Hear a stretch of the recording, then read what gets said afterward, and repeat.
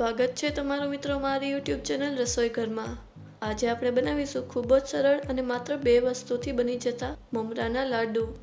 તો ચાલો શરૂ કરીએ આજની આપણી આ રેસીપી। તેના માટે સૌથી પહેલા ગેસ પર એક કઢાઈ મૂકીને તેમાં ઉમેરીશું 3 કપ મમરા અને તેને મીડિયમ ફ્લેમ પર 1 મિનિટ માટે શેકી લેશું, જેથી જો તેમાં ભેજ હોય તો તે નીકળી જાય।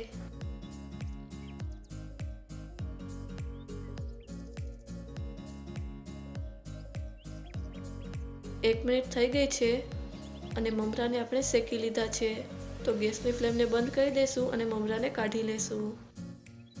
હવે એક કઢાઈમાં 1 ચમચી ઘી ઉમેરીને તેને ઓગળવા દેવાનું છે। ઘી નાખવું બિલકુલ ઓપ્શનલ છે। હવે ઘી ઓગળી ગયું છે તો તેમાં ઉમેરીશું 1 કપ દેશી ગોળ। મેં અહીં જે કપથી મમરા લીધેલા હતા તે જ કપથી ગોળ લીધેલો છે, એટલે કે 3 કપ મમરાની સામે આપણે 1 કપ ગોળનો ઉપયોગ કરવાનો છે। હવે આપણે ગોળને ઓગળવા દેશું।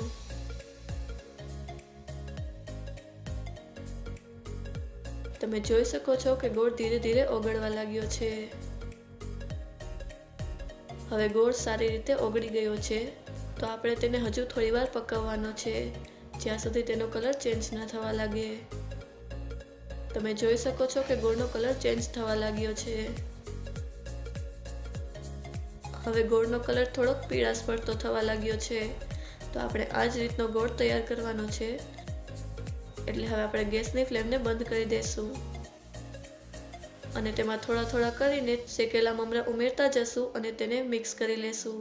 આ પ્રોસેસ આપણે થોડી જલ્દી કરવાની છે, કારણ કે જો ગોળ ઠંડો થઈ જશે તો તેમાં મમરા સારી રીતે મિક્સ નહીં થાય।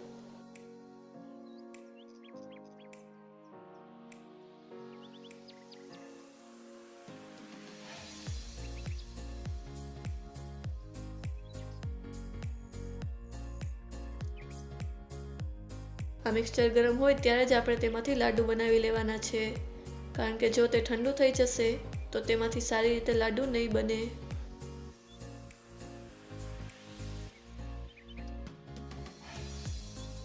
આપણે આ જ રીતે બધા લાડુ બનાવીને તૈયાર કરી લેશું।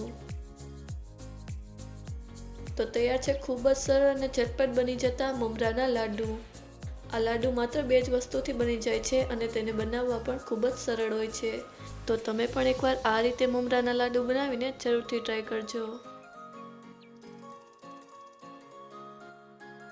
જો તમને અમારો આજનો આ વિડીયો પસંદ આવ્યો હોય તો અમને કમેન્ટ કરીને જરૂરથી જણાવજો અને અમારા આ વિડીયોને લાઈક અને શેર કરજો। જો તમે અમારા ચેનલ પર નવા હો તો ચેનલને સબસ્ક્રાઈબ કરો અને બાજુમાં આપેલા બેલ આઇકનને પ્રેસ કરો, જેથી અમારા નવા વિડીયોની નોટિફિકેશન તમને સૌથી પહેલાં મળે।